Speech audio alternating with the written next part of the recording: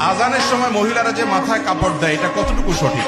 আজানের সময় মহিলাদের জন্য মাথায় কাপড় দেওয়া এটা কোনো জরুরি কিছু না। আমাদের সমাজে মহিলারা আজান হলে বাসা বাড়িতে থাকলে মাথায় কাপড় দেয়, ঘুমটা দেয়, মনে করে এটা আজানের হক।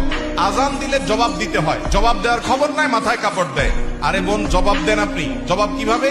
মুয়াজ্জিন আল্লাহু আকবার বলেছে, আপনি আল্লাহু আকবার বলেন। মুয়াজ্জিন আশহাদুল্লাহ বলছে, আপনি আশহাদুল্লাহ বলেন। কুলু বিসতামা ইয়াকুলুল মুয়াজ্জিন, মুয়াজ্জিন যা বলছে আপনি হুবহু তা বলেন। শুধু হাইয়া আলাস সালাহ হাইয়া আল ফালাহ যখন মুয়াজ্জিন বলে তখন লা হাওলা ওয়ালা কুওয়াতা ইল্লা বিল্লাহ বলেন।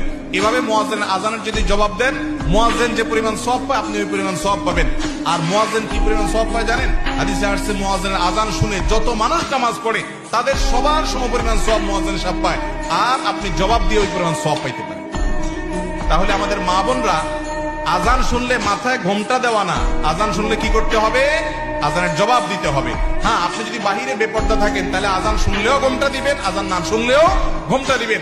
আর বাসা বাড়িতে গৃহস্থলী কাজে আছেন, এখানে আপনার শ্বশুর আছে, আপনার স্বামী আছে, অন্য কেউ গায়ে মাহারাম নাই, আপনার ঘোমটা দেওয়ার দরকার নেই। আজান শুনে এটা কোনো আবশ্যক বিষয় নয়।